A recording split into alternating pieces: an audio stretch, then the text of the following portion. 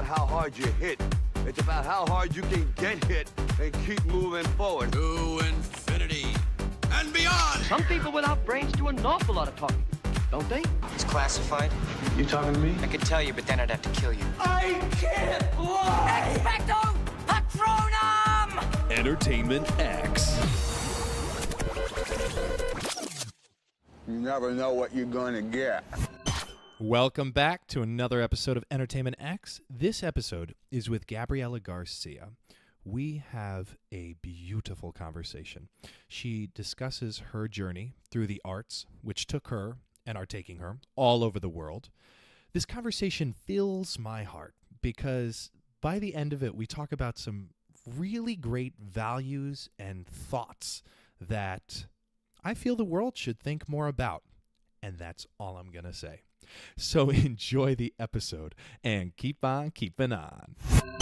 And we're back, and today with me is Gabriela Garcia. Gabriela, thank you for taking this beautiful Saturday. Oh my God, it's down and gorgeous. chat. I'm like, the tourists are out. The sun is shining in New York City. I was walking here and I was like, oh my God. So we're just over Times Square right now. We're looking down on Times Square We're right looking down on Times Square. And I was like, I don't think I've been in Times Square on a Saturday in a long time. And it's crowded. It is. But it's a good thing. It's like, a thank great you, thing. tourists, for coming to see our shows and Yes. leave your money in the city. spend. So I was introduced to you through Pilar, who's a great friend of mine. I adore her. A light. She shines. She is a shining bright star. And her and I saw one of your recent productions through Revolution Latina, which was this Shakespeare piece where you had students come from across the world. Some of them never spoke English before. In 3 weeks, taught them Shakespeare, memorized it, and performed it. It was incredible. Yeah, I still don't know what to make of it because it was an incredible experience for us as well. And we've been doing it for the past 8 years. But particularly this year, there was something that really clicked with a group of students that just really succeeded any other program that we've had. And what really shocked me at the end of it, and I use the word shocked, is that was some of the best understood Shakespeare that I've ever seen. Thank you. I knew what they were saying, because that's like a heightened language, and there's a lot of like gravitas underneath it. Right. And they brought it right down into the dirt, into the gritty, real nitty gritty of it. I don't know how to articulate that any better than it was incredible. It was really, truly incredible. So thank you for doing that. We're going to talk about that. We're going to talk about so much more. I want to start, though, when you were a little girl. Okay. Going back to Mexico, which is where you grew up on and off. Yes. And so let's talk about that. Let's talk about growing up. Were you always into theater and dance? Or was that something we kind of stumbled upon a little later? No. I was born and raised in the city of La Paz, which is in the Baja Peninsula of Mexico, Lower Baja, close to Cabo San Lucas, for those who have been to that tourist place, just up north of that. Okay. Small city, and my mom, actually, I was always dancing and singing, and I would memorize storybooks, Pinocchio in particular, and I was the entertainment for parties at 4 years old. It's like, can you, perform for us? And I would just recite it. So when the very first ballet school opened up in my hometown, my mom was friends with Maestra Rosita Uribe, who was the one that opened up the school, and she's like, why don't you bring Gabi? And from then on, I think I never thought twice about what I wanted to do. I think I just loved it. I loved starting with ballet, and it was the Royal Academy syllabus, so it was very structured, and the discipline that it taught me was incredible. And I just kept going and going, and my parents saw that I had a facility for that. And an opportunity came when my dad was transferred to Los Angeles to work for an airline company, managing an airline company. And so he moved the family to LA. And here I was out of sixth grade in an all-girls Catholic school going into Los Angeles co-ed public school system. So that was a little shocker. Yeah. It's like, ooh, this is different. And I spoke some English, but I didn't speak it, perfectly. One of the things I thank my mother for doing was not allowing the teachers to place me in an ESL class because she said no. Then she's going to start speaking Spanish with the kids that speak Spanish, and I'd rather her struggle a little bit more and really learn English a little better. So that's what happened. And when I was in LA, we found a ballet school with a Russian teacher, Anna Cheselka, on Ventura Boulevard. I don't think they're there anymore. But she taught me the real structure and basics of ballet. So for those 3 years, I really progressed in that. And when we moved back to La Paz, when I was doing for high school, my teacher, I kind of surpassed her teaching, so she couldn't really teach me anymore. So I started working in my old school and teaching the little girls and teaching jazz, which I had been taught, and it was the new thing. And so I started teaching at around 14 and choreographing for the school performances. And, this is a beautiful, lovely city with just beach and all that. And to have a small school that's bringing that art to children, I think is great. I am certainly grateful for it because I don't know what my life would have been had I not had that. And my parents who always supported me whenever there was a summer course in Guadalajara, Mexico, or another larger city in Mexico. They would send me, and I would do, a week or a couple of weeks. I went to the RAD summer course in London. After a tour my mom and grandma and I took along Europe, and they dropped me off in London to do my ballet course, and they continued on, so tagging it on, but always supporting. And then I moved to Guadalajara to do a little bit of college. A year and a half, I was in communications at the ITESO University. And at the same time, I was dancing with a small ensemble company, but there was that struggle of, I can't fully commit to college, and I can't fully commit to the dance. So, and one of my teachers said to me, because often I would go, my college hours were 4 to 8, and in the morning I would dance. So often I would go to college all made up because I had a performance right after school. So then from there I would drive to the theater and perform. And one of the teachers said, "What do you want to do?" And I said, "I want to dance." And he said, "Well, then go dance." And I think I just needed that permission from an academic that said, it's okay. But if this is what you want to do, then do it. And at that point, I was about 18. And you know how short the lifespan of a ballet dancer is. So I was already old, per se, at 18. If I stayed there, I felt I was just losing time, and I wasn't I'm not going to get any younger. So thankfully, I decided to. What was that conversation with the teacher who gave you the permission? How did that go? Did you hear them the first time? Did they have to say it a few times? No, I think it was because I didn't do as well in one of my tests. So he called me in, and then we started a conversation, and he said, "Well, what is it that you want to do?" I think I didn't have the time to really prepare for it because I was rehearsing, something like that. Okay. And that's when the question just simply said, it was just that. What do you really want to do? And I said, I want to dance. And he said, well, girl, then go dance. And it was really that, okay, thank you, And then, of course, Mom, Dad, I'm not going to continue on with college after all you've spent, and I want to go dance. It's like And were they understanding of it? They were, they have been, I've been so lucky to have the support of my parents for everything that I've wanted to do. I mean, they really literally showed me where my wings were, and they said, take off. But my dad always says, yeah, but I never told you to stay over there. It's like, you were supposed to come back. Exactly.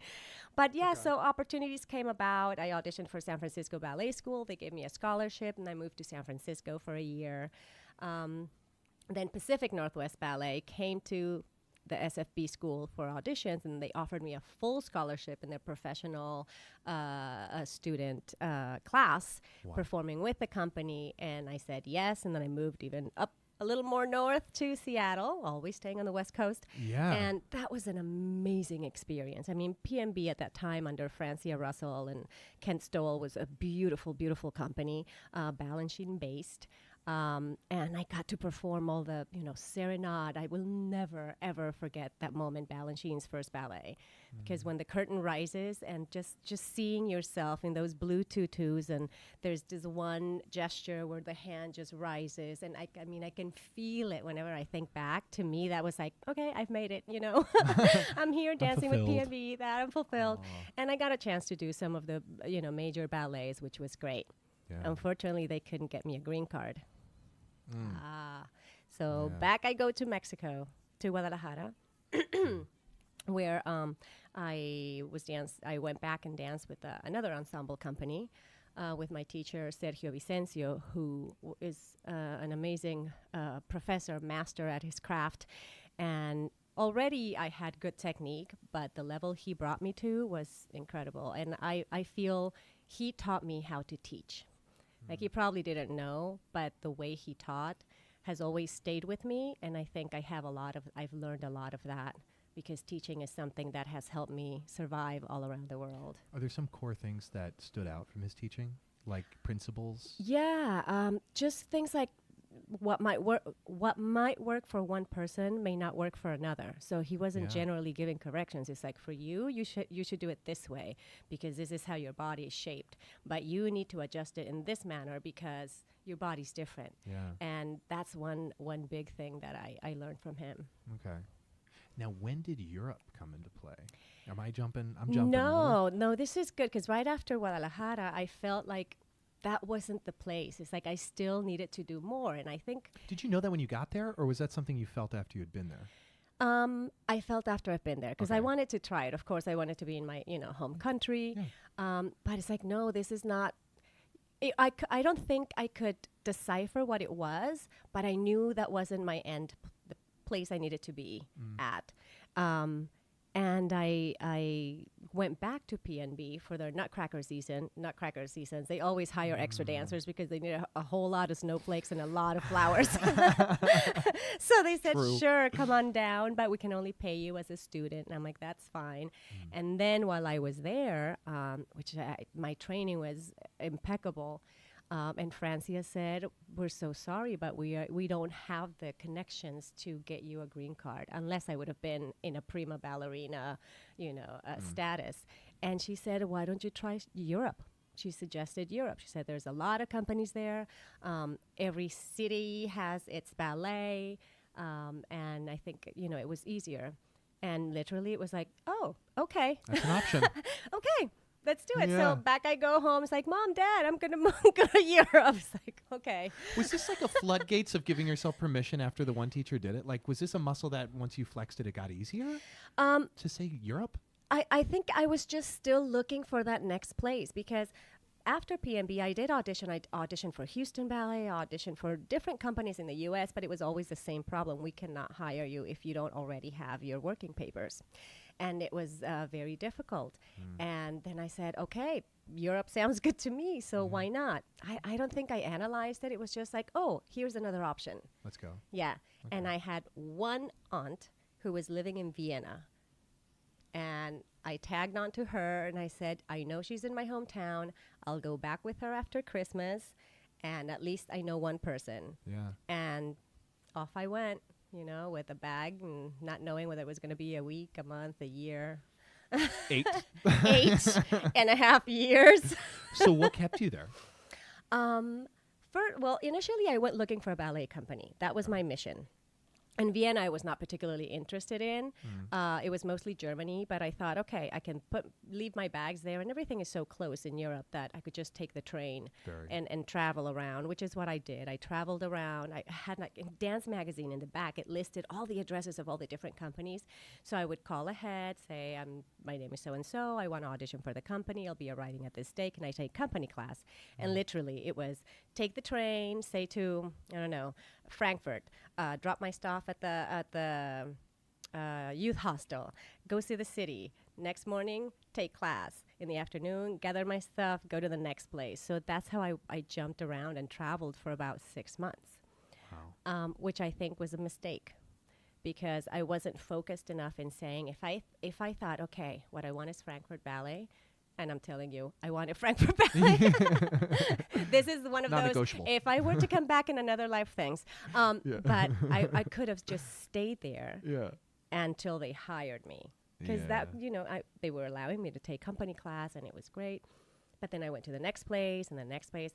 There was also a shift happening where many directors of the opera houses were being moved to different cities. So they were taking their own dancers, not hiring. And there was a lot of that going around. I think it was kind of destiny, because when things are meant to happen, they will happen. And after 6 months of just going around and not getting anything, I went back to Vienna to get my ticket ready to go back to Mexico. And I didn't want to, because how could I, Gabriela Garcia, say that I couldn't find work? No, that was just not in my vocabulary. That's like immense pride. Exactly. It's like, no, I can't go back and say no. And in a dance studio where I was taking ballet class, training myself in Vienna, one of the teachers was a choreographer, and he said, hey, I'm looking for a couple of dancers to do this industrial show. Now, we know industrials pay a lot of money. And I thought, wonderful, here's the money that I need to stay until the next round of auditions. And this, through him, I started doing little musical things, because he connected me with someone else that needed a dancer. Do you sing? Well, yeah, I sing. I'm not trained, but my family's all, we're from Mexico. We are born with a guitar and some maracas, and, and there's always a party Always at music. home. Always music. Yeah. And so it's like, I kind of like this dancing, singing, acting thing. And that's where it began?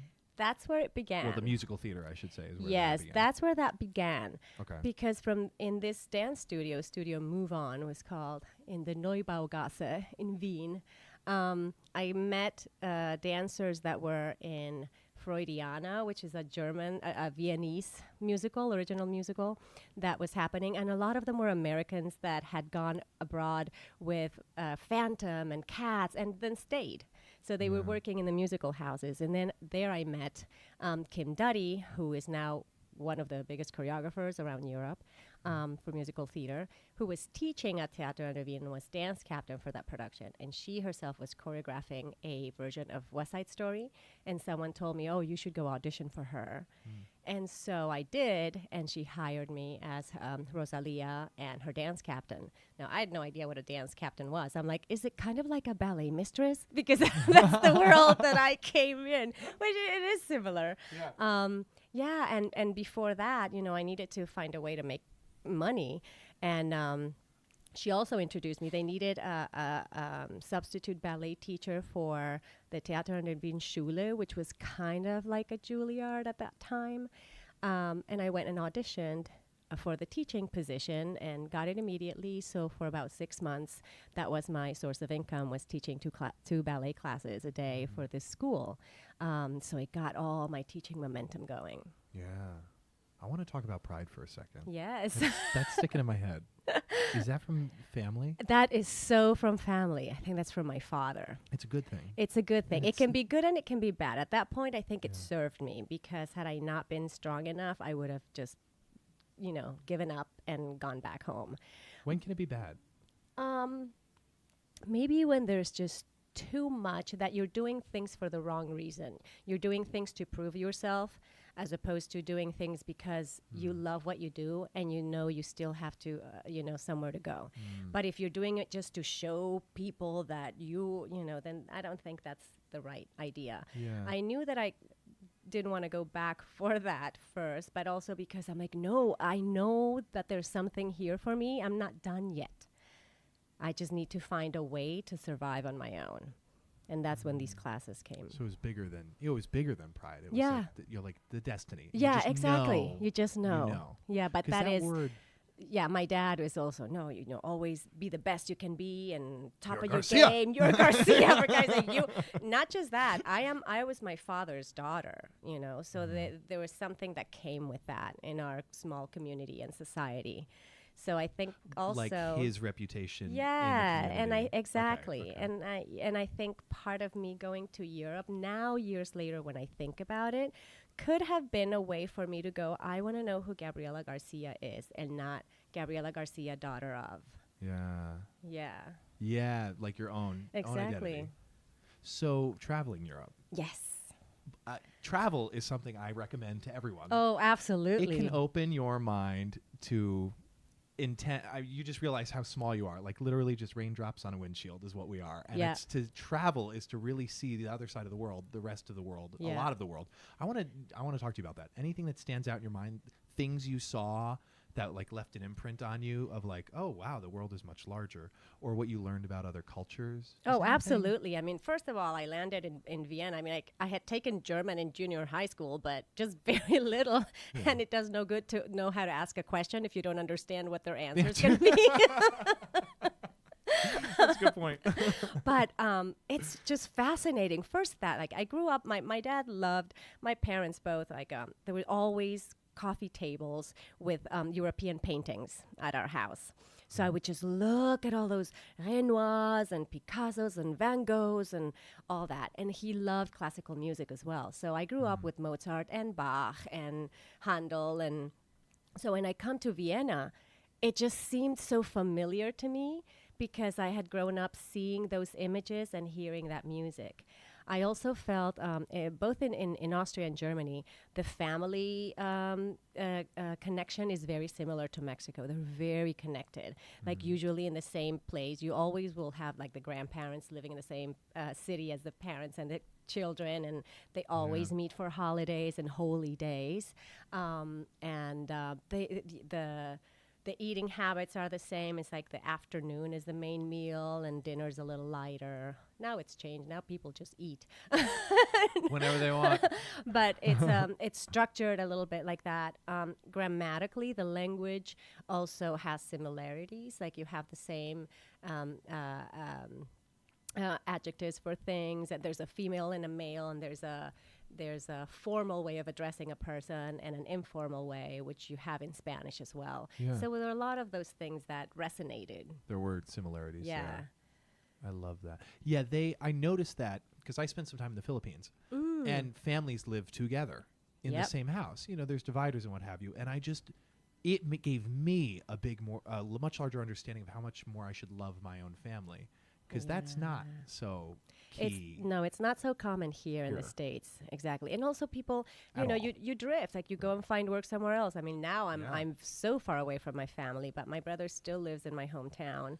And so it's, they go in the mornings, oh, we're going to go have breakfast with my parents. And I'm like, oh, that's nice. Have fun. Do you get back a lot? Do you visit, or Not they enough. visit? Now that I have a niece and a goddaughter, same little one, I'm trying to get back more often. Okay. Yeah.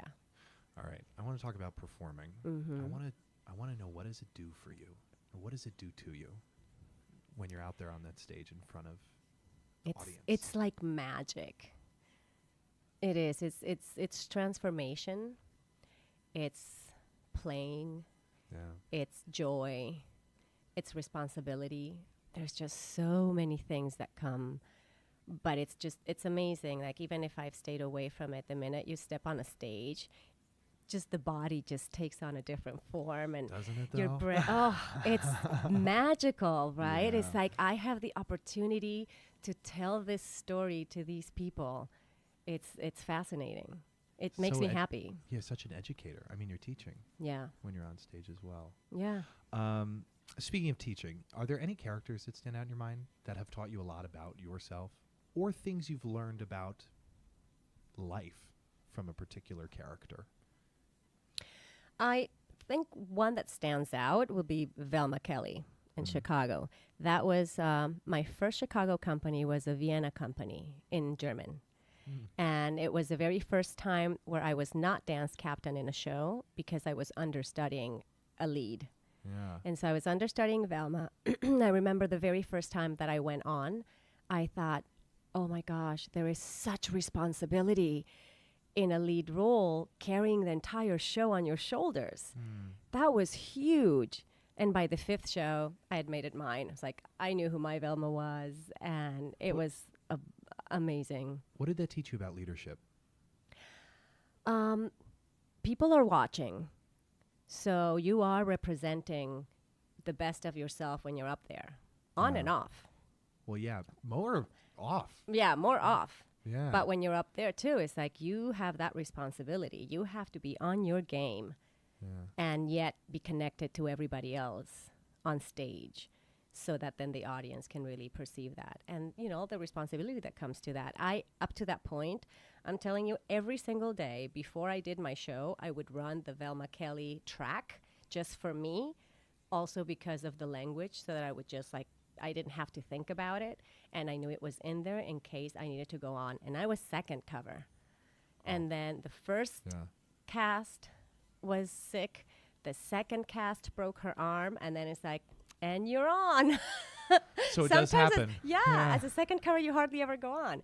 And I had a great run, and it was several performances that really allowed me to get to know that character, to get the stamina to do the show, and be able to just like blah, blah, blah, blah, get those words out in German. Yeah. Had you run the show that day before they told you you're going on? Yeah. You do every day. That was And they told me early enough to do it, but every day I would do it. That was one because it was the first time that I was covering a lead role. I'm like, I need to be on top of this. So every day I would go to the gym, then go to the theater, run it up in the ballet saal, and just, you know, play the music and just do the whole thing, dance and all, because you need the stamina for that role. Yeah. Where does your discipline come from? Ballet, classical dance. Easy enough answer. I think that a little bit because I'm a Capricorn. So that very grounded. There you have it. Sometimes too grounded. I've learned through the years, but I thank my upbringing in the classical ballet world, really up to the professional level, to really teach me what it takes to be able to perfect something, or to really work on something until it just feels so organic. Yeah. Is there a particular show that comes to mind that has, so my initial question was, what do you think theater can teach an average audience member? And then is there a show maybe that comes to mind that did that? I think it can teach anything that the writer wants people to know about. And it's just a wonderful way to make it accessible, to make a specific story accessible. Now, you know, the way our musical theater or theater in general is changing, addressing all of the social climate that's happening in around the world, with integration and racism and all of those things. Those can be taught and placed into a beautiful story where you can actually relate yourself to that person. It's changed. Now you see so much diversity on the stage, which is beautiful because that is our real world.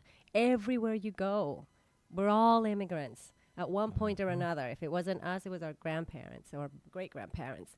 But it's just beautiful that you are able to just drift away from whatever problems you have every day and just allow yourself to be driven by whatever is happening to those characters on stage. Yeah. And I think you will always learn something. Always. Yeah. And I learned something the other day when I saw your show, because I'm a performer, but I'm also when I was there, I was an average audience member, and I learned a lot that I didn't know, and I was just so amazed at the messages. I mean, there were so many messages that were being taught, and this is a little bit of a segue into Revolution Latina. What are you teaching? What do you want to teach through that? What are you teaching through that? Well, Revolución Latina has been amazing in my life. This is a nonprofit organization that was started 10 years ago by Luis Salgado and Michael Valderrama and myself, at a time where In the Heights was just starting to take off. And there was still, you know, that thing of, there aren't enough Latinos on Broadway stages. And so Luis Salgado, whom I had met on the set of Enchanted, the movie, we had this great conversation about similarities and differences between Puerto Rico and Mexico. And we're like, ooh, stay tuned. We need to continue this. Yeah. And a year later, he approaches me and says, I want you to be a part of this project that I have. And what he wanted to do was literally find all of the people we knew that had been or were currently on Broadway, that were of Latino descent, and just do interviews and film them and put them up on a YouTube page so the community knew that they were being represented in the Great White Way. Yeah. And so at the same time, In the Heights was coming up. And our office at Revolución Latina began on the top floor of the Richard Rogers because they were all in the Heights. And I was the one at Chicago, the musicals. I would walk over, we would meet upstairs and just kind of draft. It's like, what do we want to do next? Why don't we give some workshops, you know? And that's how it started, just the need. why don't we open up and just have one of our Broadway friends teach a workshop? And I think Michael and Luis began with a little hip hop thing, and then I eventually taught something. Our makeup person at the time at Chicago taught a makeup class to the Latino community, the artists, and that's how it began. And as we went on, developing our programs, one of our volunteers had just taken a Shakespeare summer at the Public, taught by Ian Hersey, who was our master teacher for the production that you saw. And she said, you guys, we need to bring this to our community because what I learned was incredible. So we brought Ian in, and every time we did our Beyond Workshop series, which is what that program is called, the intensive training for artists, Ian was the headliner there, and he worked with them, and we saw the difference that it made, specifically on the non-English speakers, because they have to first understand what they're saying. I mean, Shakespeare text is already difficult enough for an English speaker, but you kind of take it for granted that you are already speaking English. And when you're a non-English speaker, it's like, okay, let me translate entirely what is the message of what I'm saying first. And then you just say it. So you're not stuck with the rhythm, or it's just, now just say it. Just speak it as you would. And for this specific production, we brought in Leon Inglesrud from City Company. So we integrated Suzuki and Viewpoints into that as well, which taught a different discipline. And then the beauty of having our amazing choreographers, Matt Steffens with his contemporary work, and Daniel Fetequa that comes with a limon technique, myself, Valeria Kosu with her body percussion, and we're starting to add movement to sonnets. I mean, what that does... Which is really interesting. Yeah, right? That was really interesting. I mean, I've gotten letters from some of the students saying, I was intimidated by going into the program because I'm not a dancer, but you all spoke about it so beautifully that I just went ahead and did it. He said, I have not felt this in my body as when you did the choreography with us, because it was like, you are people that are telling a story, and let's just add gestures that would organically come from you to continue that thought, as opposed to, and now let's dance and let's add a step, because then it doesn't connect. And that program is specifically to teach you about yourself through the arts. It is not to get them to be better artists that they end up being. That just happens. That's the byproduct. Exactly. Yeah. And we focus on the journey, not on the end result. Again, that just happens. So throughout that production, Luis would stop them. Yeah. And he would tell them to do it in 45 seconds or a minute. And he was like really like keeping the audience and the performers, it seemed, on the edge of their seats. Yeah. Why? Because he wanted to, he wanted to let the audience know that this was not a performance. This is our program. This is how we do our training. 2, because you have to be ready in any moment. Are you ready to take on the things that life throws at you? Because if you're not prepared, you're not going to get it. If you're not prepared, you're not going to deliver what you need to deliver. So it was about that. Are you ready? Have you done your work to be ready for anything? 3, because of freedom. Be free. Now try it this way. Allow yourself to feel how this feels differently. There's so much in our world that is so structured, and it has to fit in that little square, right? So in order to, you can still find a certain type of freedom, even in certain parameters. So how can you work in not feeling caged and be able to fully and truly be honest and show your colors? And there were so many colors. Oh my gosh, so many colors. I mean, that was like intense love, Yes, hate, that. joy, pleasure, like intense. Yeah. From kids Yeah. or teens. Teens. Yes. Ah. Yeah, and the connection they had was incredible, because, I mean, we had like 12 students from Colombia, a couple from Mexico. Half of them didn't speak English. One of them had a breakdown the second day, and it's like, okay, so you have a choice. You can fly back tomorrow, or you can stick it out. You knew this program was going to be English, or there was going to be a lot of that. Give yourself a challenge. And at the end, she was one of the ones reciting the Hamlet monologue. Oh, my goodness. Oh, my goodness. In 3 weeks. That's what really got me. In 3 weeks. It was, the program was 3 weeks, and then 1 week of just rehearsing, putting it together, and let's see what happens. And they really, without being cheesy, they really went beyond. No, no, absolutely. And I told them, I'm like, I am learning from you every day. Like I would Yeah. watch them develop and grow. And I thought to myself, I need to remember to apply those things when I go into an audition room and really Yeah. just be free. Know where you are. Take your time. Just do what you do best. Be present. Yeah, exactly. Dare to go beyond. Yes. I love it. I have it on my wrist here. And we were talking right before we Yeah. started that some days it's difficult. Some days it's very difficult. It is. And you are held to, I guess, a little bit of responsibility when you're preaching that. You Yep. gotta live up to it and do it. How do you when it's difficult, Yeah. how do you get yourself there to whatever that is? I mean, whatever that I is. think you Auditions, have to allow exercise. yourself. Like, yeah, there's some days, like I said to you after our we came up with that motto, dare to go beyond. And that came because of an inspiration of a Marianne Williamson poem that is in her book, The Return to Love, I think it's called. Okay. It's called Our Deepest Fear. And at the end, she talks about something about going beyond. And when Ali Solomon and myself we were in charge of kind of creating a mission and we were reading that, we're like, oh, dare to go beyond. And then it stuck. But yeah, there's some days where, in our business, you constantly have to be on and doing your best and being your best. And there's some days where you just have to allow yourself to cry a little and say, I'm not going to change. I'm going to stay in my pajamas the whole day. Yeah. And so there are some days where I'm like, I don't want to go beyond today. I just want to stay in the I just bed. want to stay. I don't care.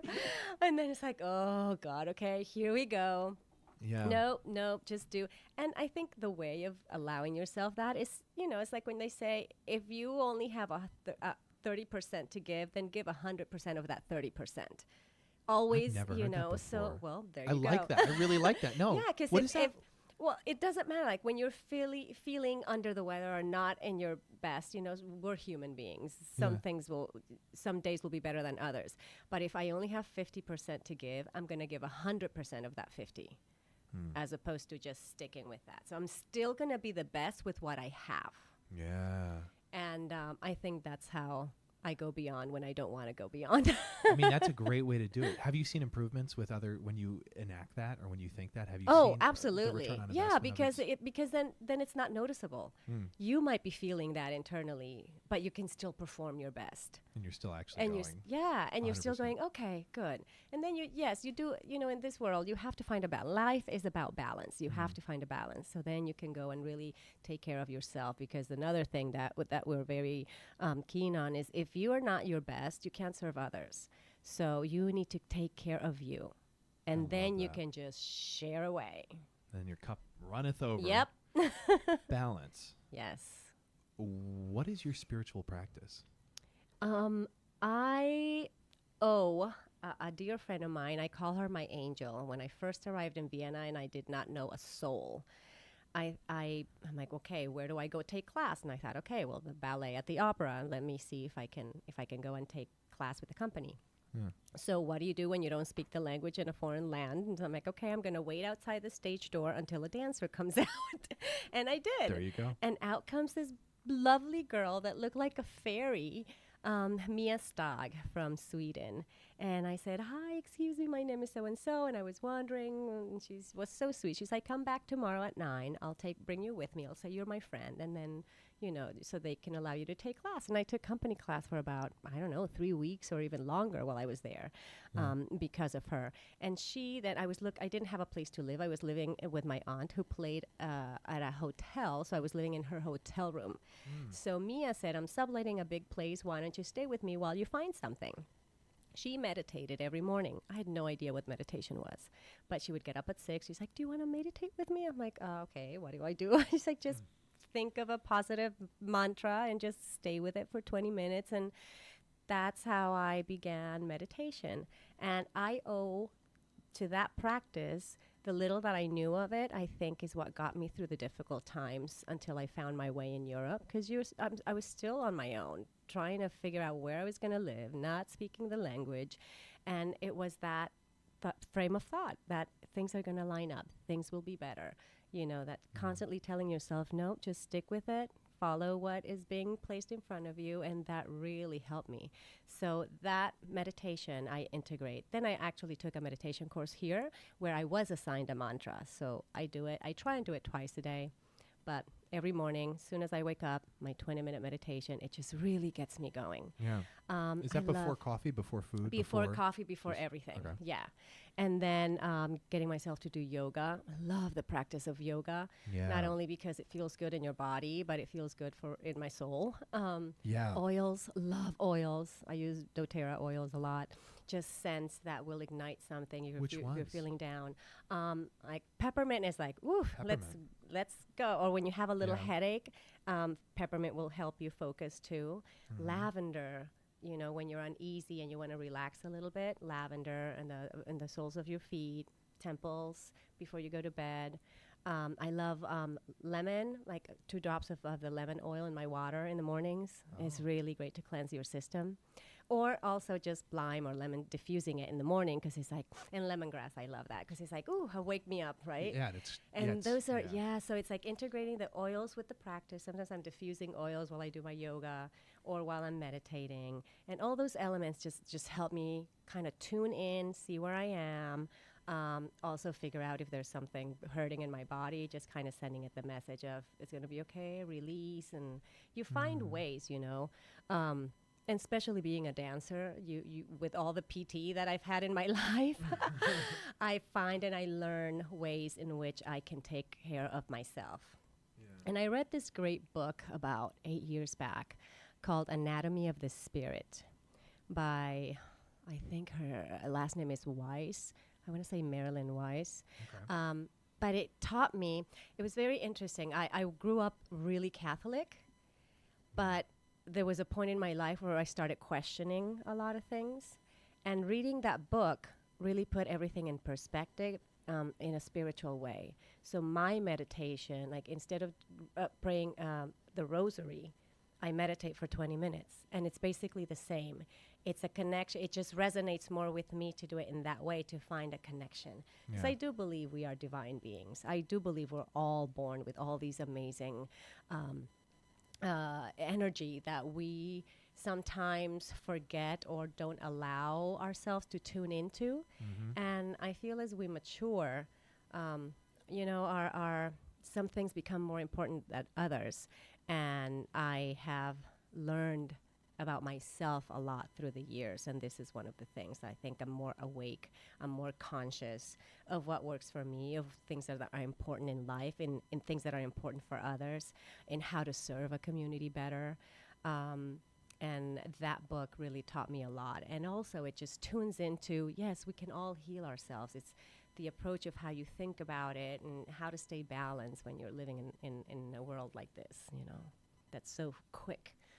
Yeah, so fast-paced. Have you found your purpose? I believe so. I think as much as I tried to stay away from it for a long time, like once I came to New York and I got Chicago on Broadway, it's like, okay, great, I'm on Broadway. Yeah. No, I'm just going to do that. I'm not teaching. And I kind of left teaching for a lot of reasons. I'm like, no, I did that. I don't want to do it anymore. When I left the show, you know, my main source of income was my voiceover work. And then I thought, you know what, why not start teaching again? Because the voiceover industry changed and that wasn't working anymore. And that's another thing. You have to know when things aren't working, you got to switch it up. So it's like, okay, that's not working. What can I take on? I thought, well, let's start teaching again. And I started teaching for Joffrey Ballet School. And I loved it. I used to teach company class in the contemporary company that I danced with in Cologne in Germany.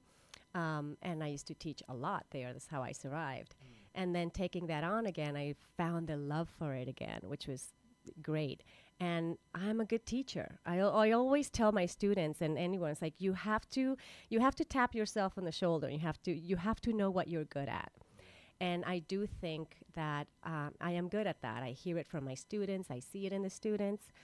So I feel that as much as sometimes I'm like, no, I don't want to teach, you know, or I don't want to be in such an academic world.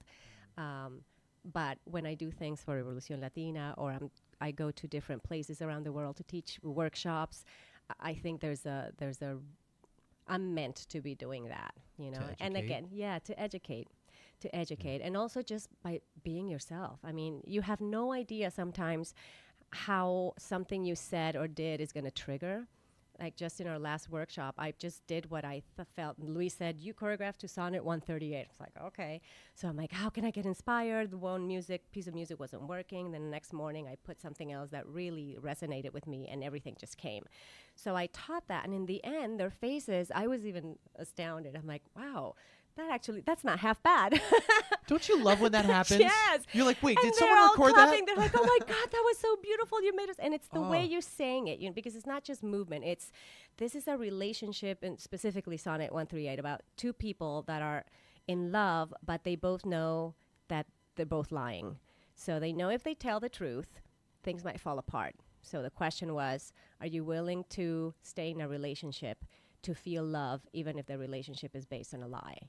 So That's there was powerful. all that on top of the movement, right? So I'm like, you bring your own experience to it, because everybody's experience is different. Yeah. But even that, the way you say it, the way you approach it's life. You're putting, this beautiful hat on, if you want to call it that way, to a piece of life, to an experience through the words of. And even when I teach the Latin American students, which have a very, this culture, they're very respectful, yes, but they need to loosen up. And it's like, allow yourself to be free, make mistakes, fall on the floor, laugh at yourself. Oh, why is that so hard? When I was a ballerina, oh, please, don't laugh at me. Don't laugh at myself. Yeah. I'm, banging on my head on the wall if something didn't work out. And then you learn, it's like, it's okay. Yeah. You need to enjoy what you do, or how can you bring joy to something? So you're not always going to be giving something that you really like, but it's up to you to make that choice. Do I want to struggle with it, or do I want to make it work for me, and how? Yeah, and that's social conditioning. Yeah. To take everything too Yeah, seriously. and I think that comes with experience, experience, does. growing up, going through things. No matter how many times people tell you a certain thing, you may not listen until it actually happens. But that's what you need to go through until you get it, or until you go, okay. You have to want to find it.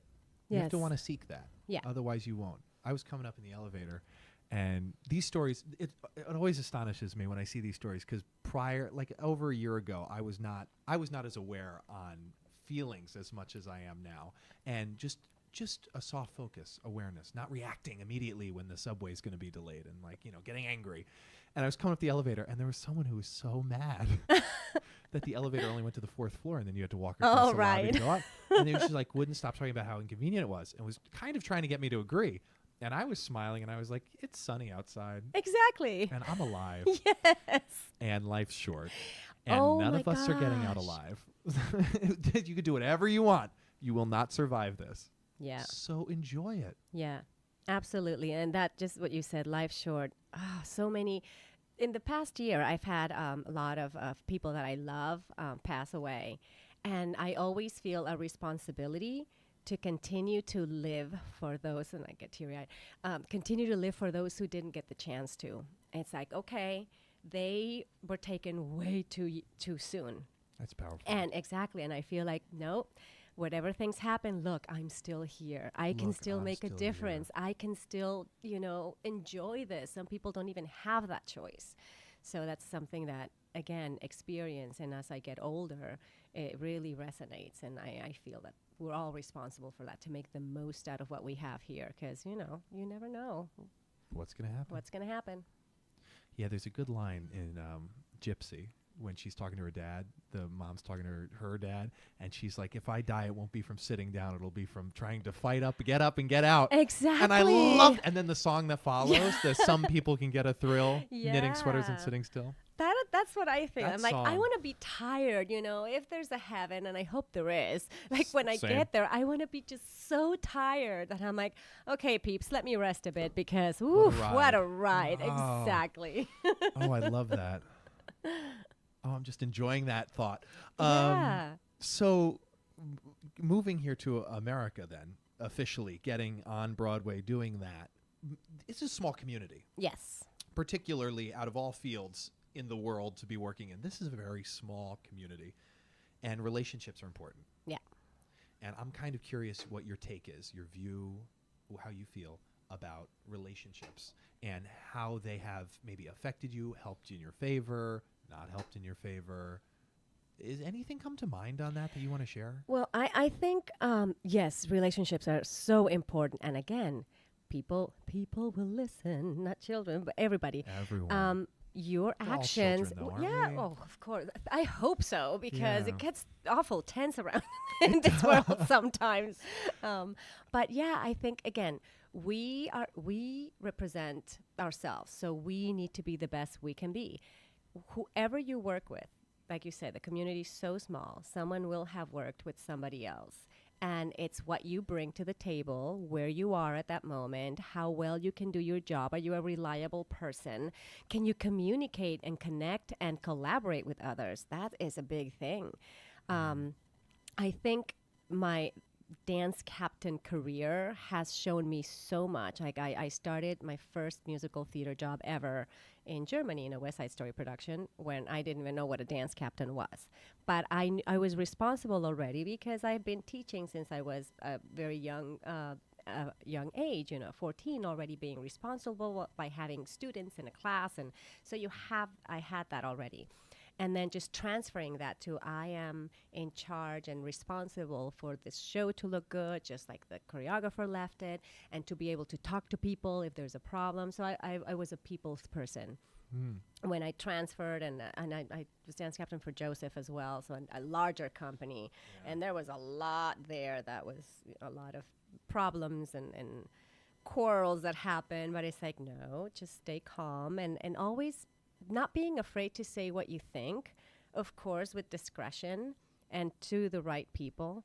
But if there's a problem, it's like I can't just turn the other way. It's like, this is what I think is happening, and this is what I feel needs to be done. And they know then that you have a voice, that you're standing up for your ensemble. And I knew that was preparing me for something bigger, but I didn't know at the time.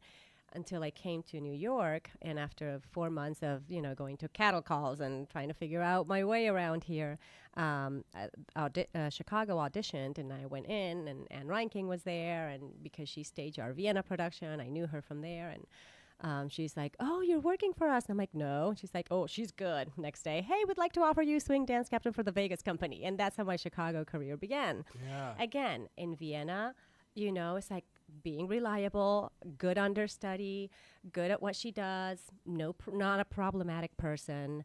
The team gets that thread, even all the way here. So I was appointed dance captain swing for Vegas. At that point, they were putting a lot of celebrities in. So, you need to know how to address celebrities. They all come with their own thing. As we all do. Very well put. Yes, as Yeah, we all they do. We all But do. you always need to be the person, that pillar. And you're always going to be hit with things from everywhere.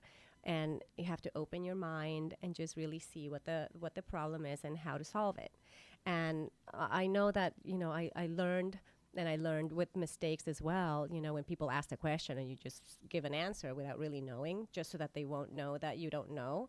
And it's like, no, a good dance captain or a good person in a leadership position will find a solution. However, they need to find it. So it's like, you know what? Don't know the answer to that. Let me get back to you.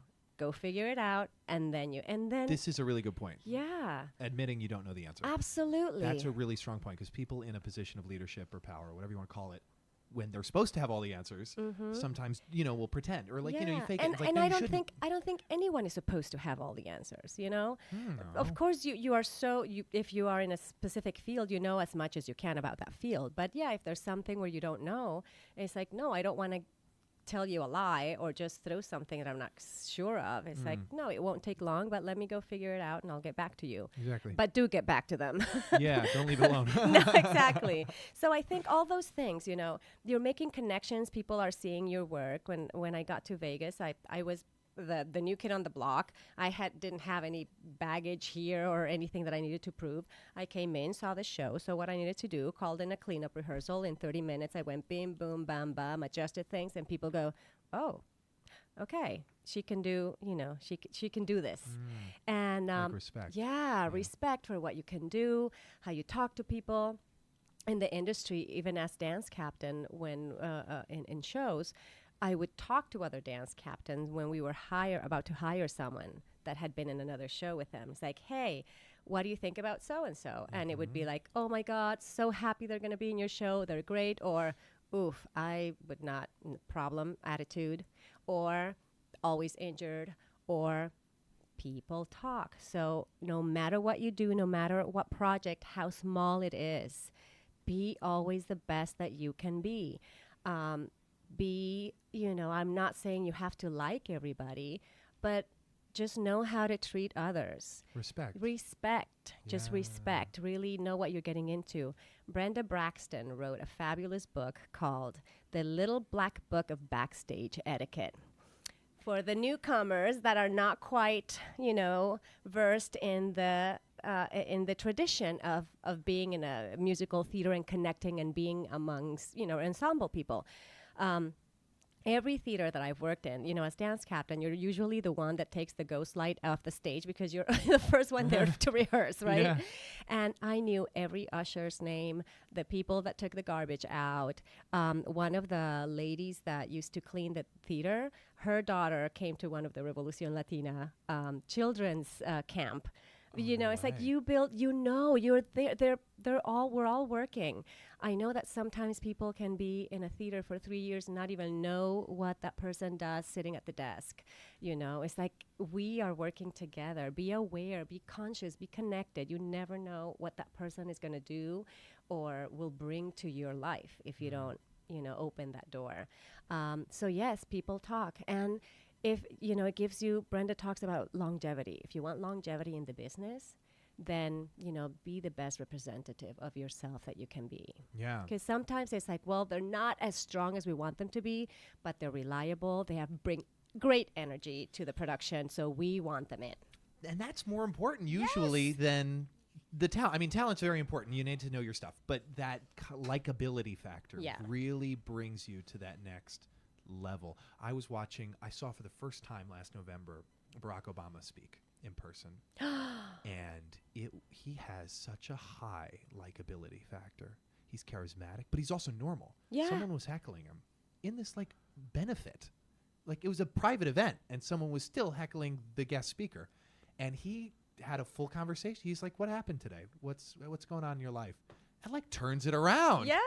I was like, "Oh my goodness, this man!" But you're bringing up. I mean, these are the points you're bringing up of knowing the ushers' names. Knowing you're not better. You're humble. We're all the same. We're all Exactly. equal. Was that from your parents? Did they always tell you Yes, hey? No, absolutely. I owe a lot of that is from my mother. My mom is my pillar. Again, tears. She is my pillar, but she is such a spiritual woman.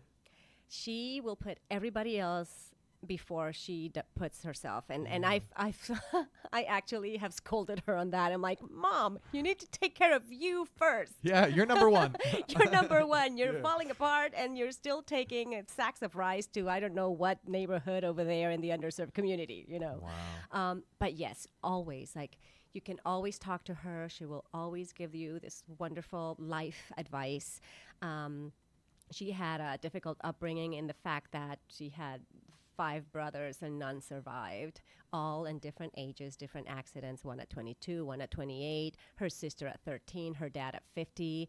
So there was a lot of loss. Oh my. But all I ever encountered in my life was just love.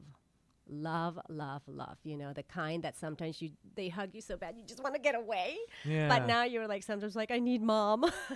I need that hug. So yes, she has instilled in me and my brother that always helping, always giving. When we moved to the States, she said, go around, here's the invitations, go around in the block, knock on the door, say, my name is Gabriela and this is Ricky, and we would like to invite you to a cocktail party.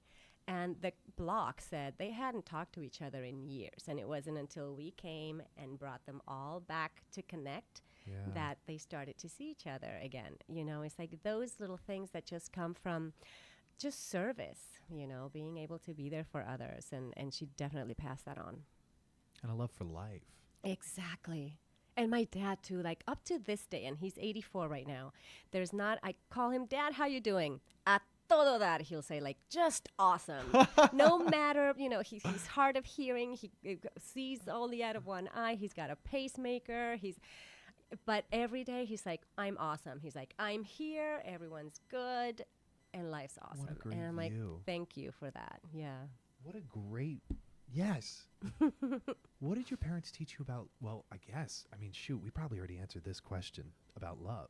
We've already talked about it. What they taught you about love. They taught me that you can address them for anything, that they will always be there, no matter what difficulties you go through. You can talk to, there's always somebody there that has your back, which is not everybody's Case. Exactly. So I am so grateful for that. So that, I mean, with my brother, with myself, the family always came first. One of the beautiful things is, again, in the culture in Mexico, the afternoon meal is the strongest one. So we always sat down together for dinner. Well, or lunch, which is around between 2 and 4 p.m. We came from school, mom and dad came from work. We would sit down, we would talk about our day, go have a nap, and then go back and do our rest of our activities. Mom and dad back to work, me to ballet, my brother to judo or wherever. But that connection. When we moved to LA, I never saw my dad again. Because sometimes he had to fly for work, and then we would be already in school. He'd come back, we would already be asleep. Or, the working hours were so different, and so much of the quality of life was better in Mexico, just because of how the structure is, because it is focused on family.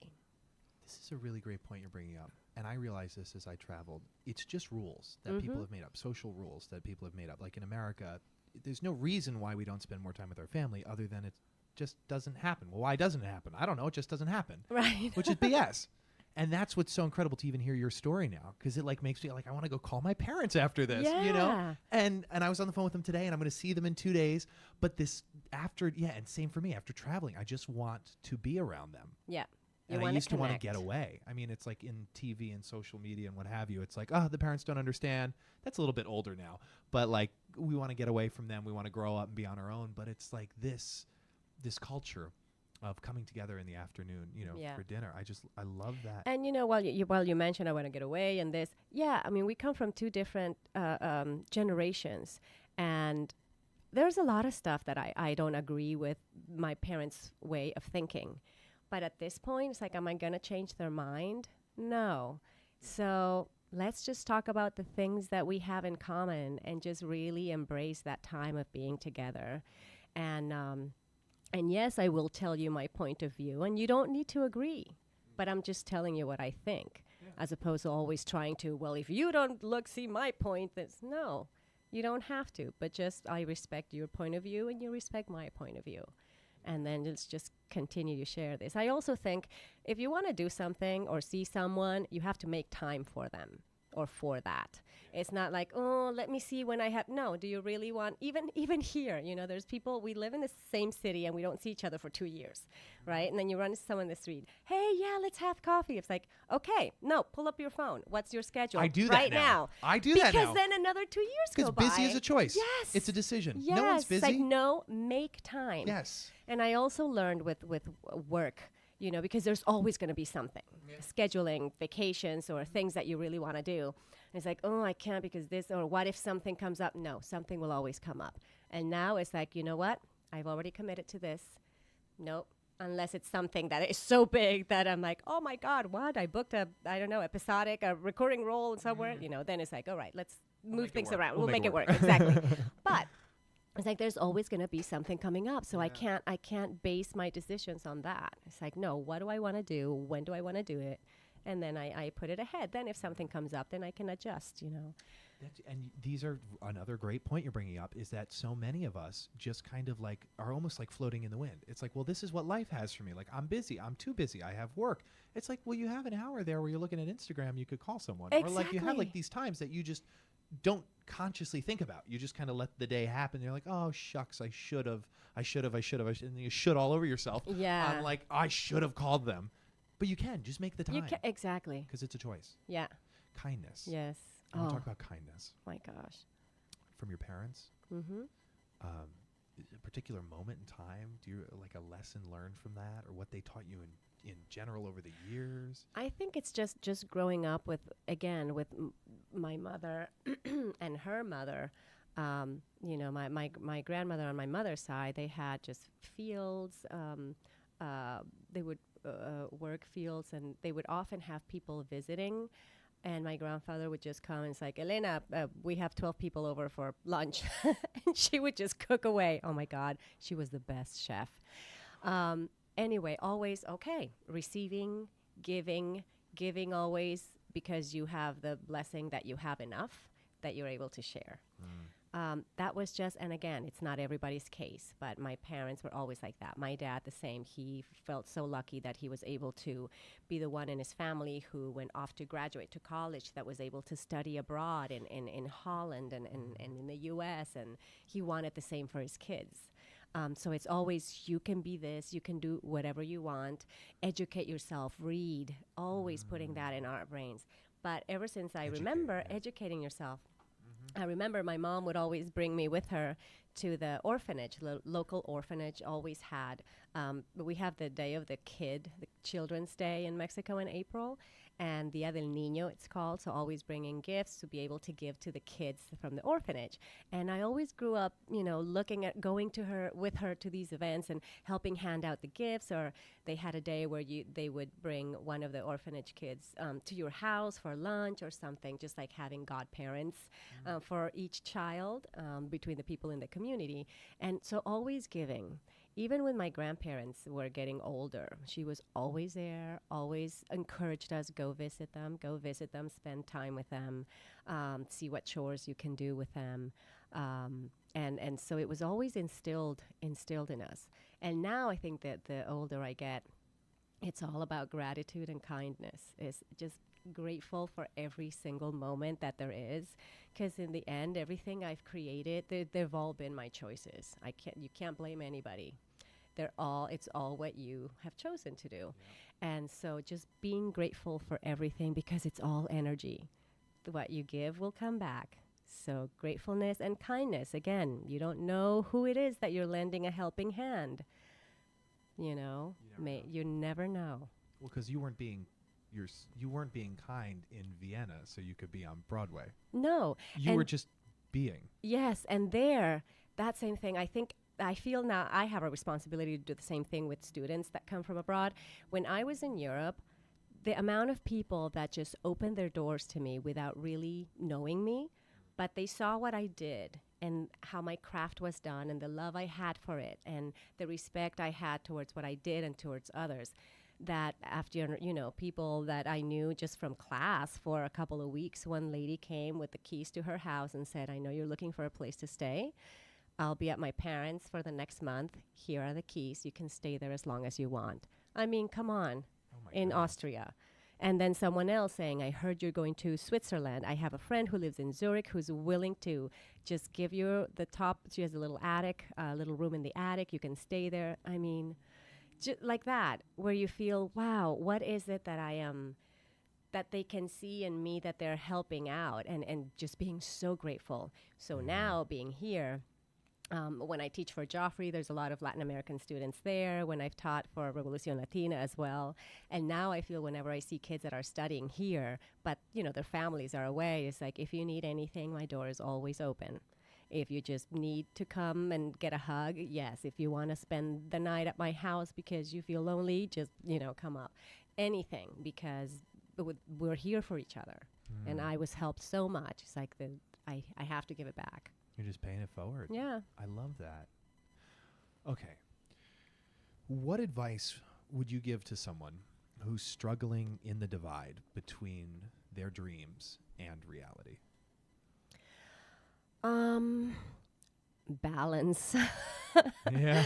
It's all about balance. You shouldn't give up your dreams, because if you're dreaming it, it's a reason. But you do have to learn how to listen to yourself, Yes. right? If you're having a dream, it's for a reason. It's for a reason. It's not just there to No, tease you you. have to listen to that. Your gut is 99% of the time right. We think too much. And yes, it's not wrong to think. But what is it that some you circumstances is very yeah, good. Yeah. yeah. But you have to know that whatever you want is for the right reasons. That is not because of what society or the climate or the industry is telling you to do, but because you want to take that leap forward. And that I learned along the way. You know, where I need to be doing this, need to be doing that. It's like, no, do I really need to? Do I even want to do that? Or is it just because the industry is telling me if I don't fulfill the steps, then I'm not being successful, right? Yeah. But don't give up your dream. If you feel so strongly about it, find a way. It's all about paving the way. What connections can you make? Where can you place yourself in which settings that you can meet people that will help further that dream? Yeah. And yes, it all takes hard work. And you know, you can't sit back, especially in this city, because there's so many people that are always giving you their best that if you're not prepared, the job's not going to go to you. Yeah. But believe in what you want and know why you want it. And then find the blocks that will get you there. Yeah, because when you look for it, you find it. Yeah. You will find it. Yeah. How have you dealt with rejection? In various ways. Okay. Well, I mean, we could tie it into this In Search of Dreams. Yeah. Because there was a bit of rejection, you know, with the auditioning, and then you're like, no, I'm staying. Right. So maybe not even that story, but like, how else have you? But there is, I mean, especially here, when I came to New York, you know, going to an audition and not being fully prepared. Commercials, it's like, oh, not booking. What is it? And then you learn it's all part of it's not on you. It's only on me if I'm not prepared enough and I don't do my best. If I come out of an audition or a talk or whatever it is, feeling good about what I did and knowing that I fulfilled my end of the bargain, it's not up to me. And in this industry, it's like, yeah, it's especially commercial and TV and all that. You got to be it. If you're not what they're looking for, you know, there's only one role among so many people. In other things, it's like, no, if you know exactly what your craft is and what your strengths are, and you go and deliver really well, it might change their minds. They might go, oh, we had never thought of this role being played this way. And also versatility. That's what's helped me most. Focus on, I tell my students in this city, you got to tap into every aspect of the industry. I am a model for print. I do voiceover work. I do audiobooks. I teach. I give my time to Revolucion Latina, and that has opened up a whole other spectrum of connections for me. But because when one thing is not strong, then you can bring the other one up. I've been on the other side of the table for a long time, more in the associate choreographer, associate movement director, and now I'm going to the other side again, where I decided, no, I'm getting myself back into acting classes because this is what I want to do. I'm going to say no to dance stuff because that's not where I want to go anymore. And then, boom, I'm going to be doing Halftime soon, the show, as an understudy for 3 of the leading ladies. And I'm like, great, I finally came to that other side, which is not a dancer anymore who can move, because that just hurts. And at this point, why do I want to? But let's be honest. But now going to the other side, where I'm like, no, I have much more to offer. I am an actor who can sing and move really well. And now I finally set myself up for that. But because I decided to, I'm like, nope, I have to say no to some things and just focus on this, get my craft back, know what I'm doing. And that made me give a really good audition. Yeah, versatility. Yeah. You're absolutely right. You can't just stick with one. And I've had that conversation with a bunch of people here in the city, because you stay at like Ripley all day. Exactly. Waiting. And it's like, don't wait. Start creating. Yeah. Go make your own opportunity. Because that'll just come. Absolutely. You won't be waiting. People just start calling you and be like, hey, we need, someone, so-and-so said you're great. And like you said, relationships, the same thing. I've gotten so many job offers and projects because I got your name from blah, blah, blah, blah, blah. Who suggested you? It's like, wonderful. Yeah, that's incredible. What advice would you give a smart, driven college student, recently graduate? See as much as you can see so that you really know what's out there. Plays, theater, musicals. If you're a dancer, I hope you danced everything, taking from salsa classes to ballroom to hip hop to everything, because that will make you more marketable. And really know the craft. One thing that I feel we're not taught when we're in college in this business is all the business side of it. We are our business. So it's, we market ourselves. We need to administer ourselves. We need to administer our financials. It's all on us. So be smart about that, because sometimes there's ups and there's really lows and then there's really highs, and you have to know how to save up for those things. Know what your sources are. Do your research. If you want a specific thing, know who casts it. See what programs they have. Go and take a class with them so that you can start doing that. Again, you have to be really prepared, because whatever impression you do in that class is what they're going to take, with them. So make sure you are really prepared to deliver a good product, to take that class. So they go, wow, I want to take this photo and this resume because I want to see if I can get this person something, or something will come across my board. Go, if you're a dancer, go take class from the choreographers that teach sometimes at BDC or all around. What are they doing now? Is that show right for me? Take as many styles as you need to. And again, if you're an actor, take some movement classes. If you're just a singer, take some movement in this. If you're a dancer, please take some acting classes and some voice lessons. Again, so that you're able to fit in different. You can be placed in more. You can have more opportunities. Yeah, and be proactive. Yes. It's really being proactive. Yeah. You're absolutely right. Is there a standout piece of advice that's stuck with you through the years that maybe you got in your youth, and or a big realization that you've had? Yes, and that was a friend of mine. This is probably like almost 20 years ago, I think. Gave me. I connected with this girl in an acting class. We became very good friends, and she gave me this ring. And the ring said, live the life you have imagined. And that just stuck with me. It's like, live the life you have imagined. Because I'm like, yes, I'm here, I'm doing this show, it's amazing. Where do I want to go from here? I haven't had a vacation in 2 years. It's like, what is it that I really want to do? And you mentioned flow a little bit back, and I remember when I was in Europe, I think there was, besides that I was working well and well trained, there was some really good flow, and I was just riding that wave. Just wherever it took me, it was a good place to be. And then coming back here after a couple of years on Broadway, it's like, okay, but where do I want to take myself? Where do I want to go? And so that, live the life you have imagined. It's like, how do I create that life for myself where I can do all of the things that I love to do and yet still survive and not have to, hustle too much. So I always kept that. So when I left the show, it was incorporating all those things that I like, okay, now you're in charge because you're freelancing now. So it's up to me. I went back to school, got my BA in Performing Arts after 30 years. The voiceover stuff kept going well. I started doing audiobooks, other projects that I never would have gotten to do had I still been in that show.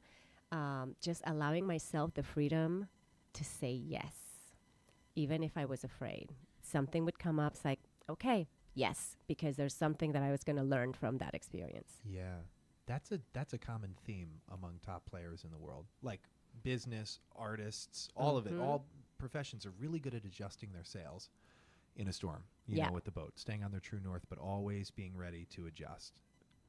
And that's pretty much what you just said. Yeah. I love that. I absolutely love that. Okay, this might be a good time to talk about permission. I think we touched on it at the beginning a little bit. I honestly don't remember if we talked about it before I hit record or after I hit record. Do you remember? I don't remember. I think it was after. After I hit record. No, I think it was before you. Before. Yeah. Even if it was after, this is a great thing to touch on again. Permission. What advice would you give to someone who's struggling for permission? And then I'm almost thinking the person you give that advice to doesn't realize they're struggling for permission. Right. Does that make sense? Did I articulate that well? No, yes, it does make sense. I think this is one of the beautiful things that I learned throughout the process of our To Be or Not to Be Shakespearean Experience workshop. Yeah. Because we gave the students so many tools and such a structure that they could then just throw it away and be free and allow themselves to be. I've been learning this as I come back again into the other side on the stage as opposed to on the other side of the table. Because it's like, as a dancer too, I feel I want to be in control, you know? Yeah. But when you're acting, you can only be, there's only so much you can do because it's all about the reaction from what the other person is, how the other person's making you feel. Wait, hold on. I just got the title of that show is To be or not to be, that a Shakespearean experience. I just got that. And then to be or not to be. Well, to be, of course. To be or not to. Yes. Holy crap. My mind is blown. I don't know how I missed that after all of this intense conversation. And it's That's that. exactly It's what like it is. It's to be or not to be. So what do you choose? Make the choice. Make the choice. And Give then you can talk yourself about making the choice. Making the choice. Give yourself permission. Allow yourself to play. If you don't play, how will you know how far you can go? Yeah. And then you'll know when you need to bring it in. You'll know what parameters you have within whatever it is that you are doing. Yeah. But if you don't take off that jacket and just see how it feels, then you're never gonna know. Yeah. And then it flows. It flows. Absolutely. Once you allow yourself to ask for permission, like your simple question of going to not simple, but going to your parents and telling them what you wanted to do. Yeah. All of a sudden, there was like, you 'Cause didn't I think didn't twice about ask. it. You just told them. I just told them. And it just happened. Like, you didn't think anything of staying in Europe. You're like, I just have to, like, it just happens. You just Yeah. open yourself up to your destiny. Don't be afraid if there's something that feels so organic to you or something that there's such an impulse that you need to fulfill. It's for a reason. So you have to listen to that and you have to act upon it. Now, there's several ways of acting upon it and everybody's circumstances are different. But you have to give yourself permission to try other things. Give yourself permission to go crazy or to do something that you've never done before. Step outside your boundaries, even routines. I mean, I was up to the point where I had to leave my house with earrings, with my watch. And whenever I left without my watch, it's like, oh my God, why I don't have my, it's like, The day won't be complete. And I had people, I had a spiritual advisor and she's like, you gotta change it up. And now the minute I feel I'm falling into a routine, it's like, change it up, wear the That's watch good. on the other hand, or Yeah. I'm going without earrings today. Just that shift of energy will open up something else. Yeah. So allow yourself. There's so much. If we don't, the world is so big.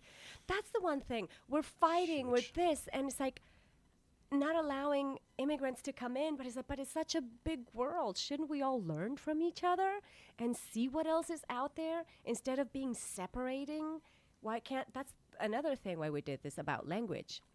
Instead of language being something that will separate you from one another, how about language being something that's connecting us to each other?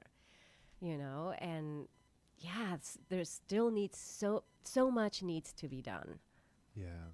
But I am hopeful that more and more people are awakening into that and knowing Waking that up. exactly, and just saying yes, it's up to me. I can make a Yeah. difference, and whatever I choose to do has a repercussion. Yeah, this is okay. So I want to jump over to this empathy, Mm-hmm. having acceptance, although you disagree with someone's point of view.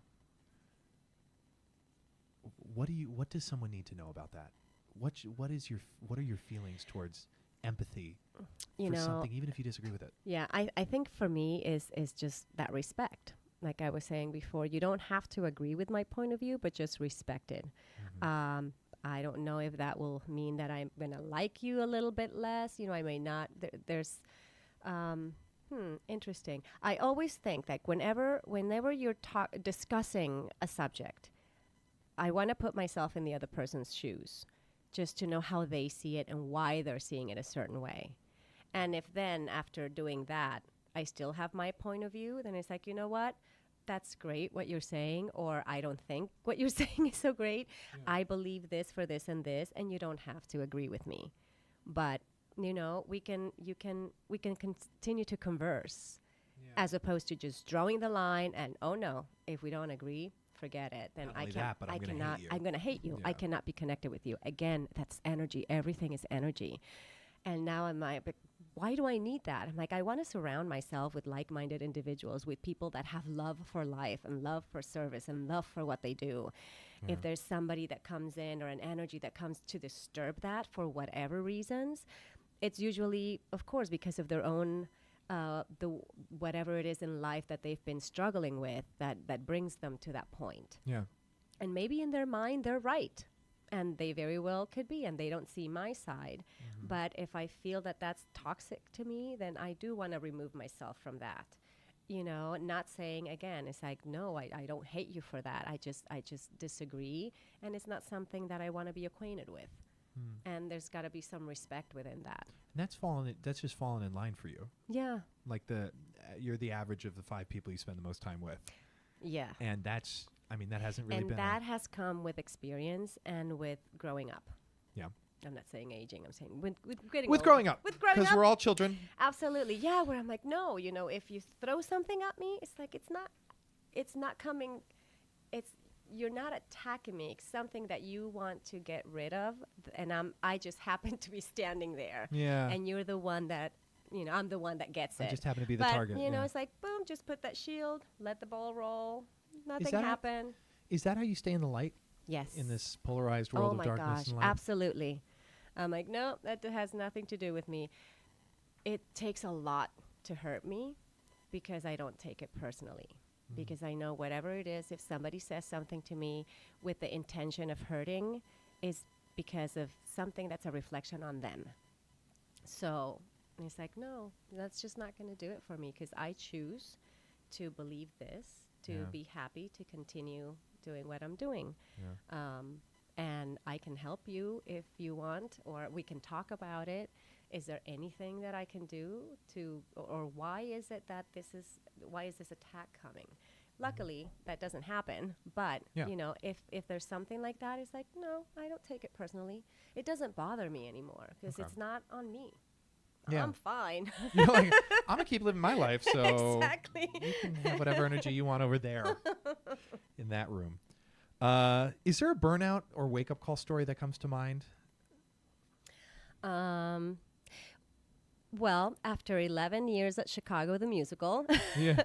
Okay. yes, one day I found myself sitting on chair 10 upstage, stage left, and, watching the show as you do when you're on the stage and not performing at that specific moment. And I remember when I went and did my role for Cell Block Tango, I made this, a couple of little mistakes. I was swinging the show, so I was on for someone. And little mistakes that nobody would have noticed except for me. But that told me that I was not putting the care that I had been putting onto it for a while. And I'm like, I'm not 100%, for me. Yeah. Again, nobody would have noticed but me. But I'm like, I don't want this to happen. And then it was like, I felt like, okay, I've done everything that I need to do here. And I don't want to be bitter coming to work. I want to be happy because I still love this show. And the one thing that came from me, it's like, okay, how can I leave this show? It's like a government job because the show is still running. Yeah.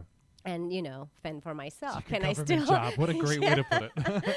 And It is. And it's like the problem was that I was thinking of Gabriela Garcia attached to the title of dance captain. So dance captain was what was making Gabriela Garcia. And until I came to the clarification that I am so much more than that title, I was able to remove the title and go, oh, I can leave now because I am so much more than Gabriela Garcia dance captain. Yeah.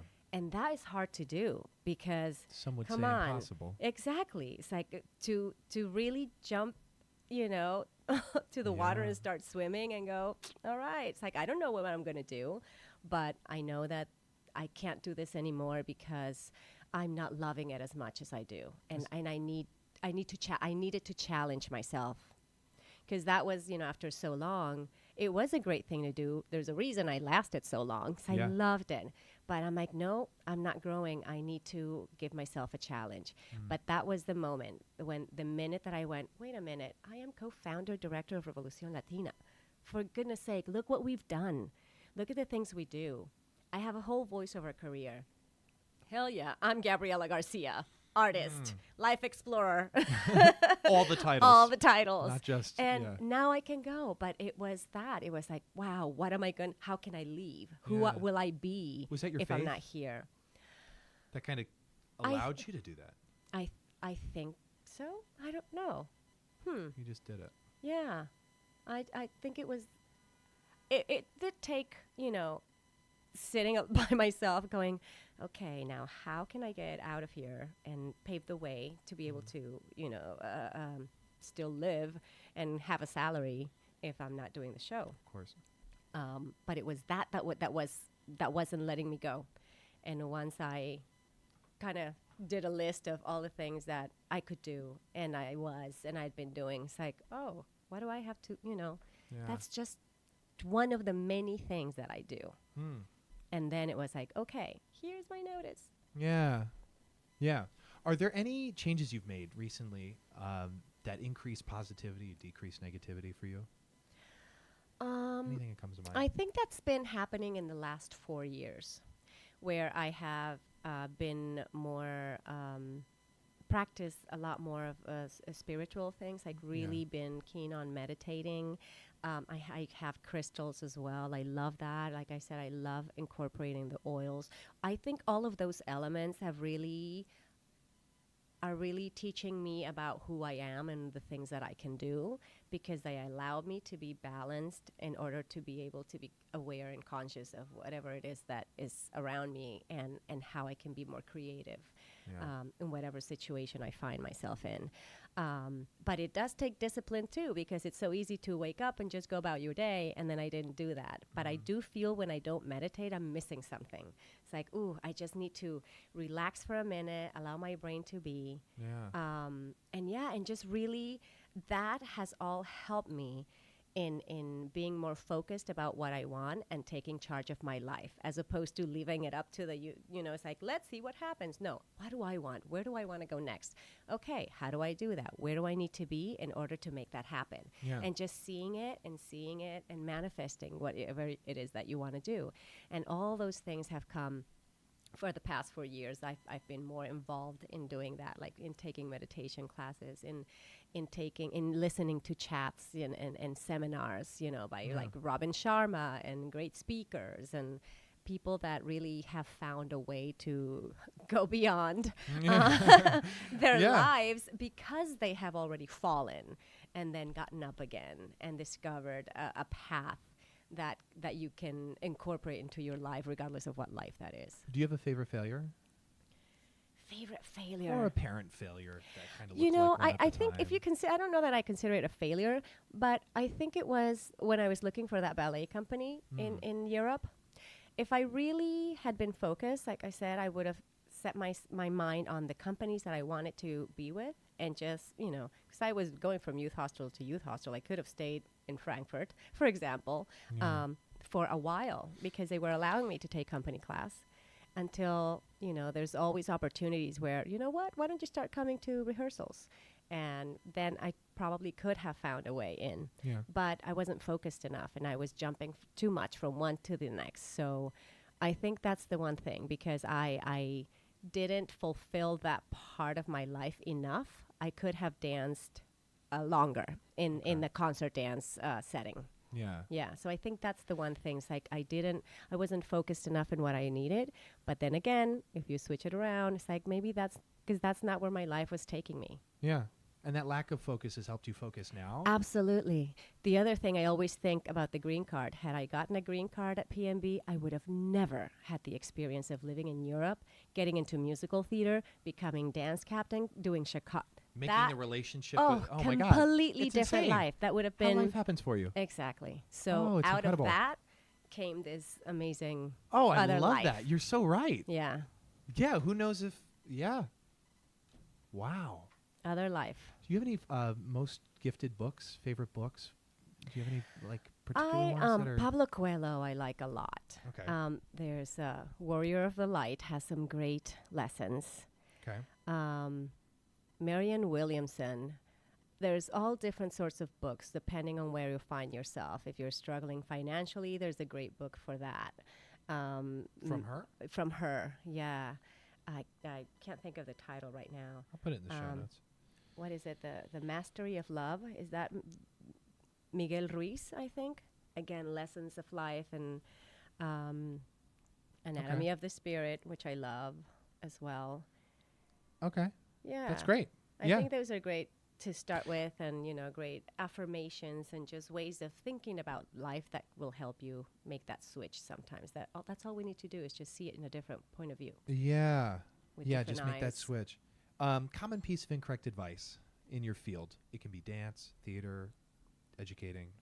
You can pick one. How about, oh no, you better change your last name if you want to make it here. Oh. Yeah. No, I'm Gabriela Garcia, and I've gotten so far. I didn't need to be Gabriela Jones or Smith. Smith or look how far I've gotten, and Yeah. I still have my name. This brings up another good question, if I say so myself. The third person that comes to mind when you hear success, you said, well, why not first? And I said, because you might say Oprah or something. And you're like, no, I'd say myself, which I love. I love that because it's so true. You're truly successful. But names. Yeah. Okay. So first name, second name, third name. Any come to mind? I'm thinking of my brother. Okay. Why? Because I admire him so much for what he and his wife are doing. They're creating their own. She's an interior designer, but now they're developing their own furniture collection, and that it came out of a vision and going, how can we do this? To yes, we can do this. To now we're doing it. To now we've got another store. And it just, again, love for what you do and just continuing to see how you can make it happen. Yeah. Because lots of, things will come in the way, but just Lots. making that happen. Success. Who else is successful? A lot of my friends are, you're successful. Thank you. Yeah, I'm not thinking in that way anymore because you've mentioned, it's like, what is success? Yeah. And to me, success is just being fulfilled and with what I am doing and how I'm living my life. With whatever you want. With what and that was doing what Yes. you can with what you have, like doing the most that you can with what you have. And I live an amazing life. I told you lately I've been walking around looking up and going, my God, I'm in freaking New York City. I mean, I came from La Paz, Mexico, and it's like, here I am. And people know me in this industry. The amazing work that we're doing with Revolucion Latina. I'm one of the top voiceover voices for the Hispanic market in the U.S. It's like, all because I believe in what I do, because I love what I do, because I know how to carry myself, which then brings me to new opportunities.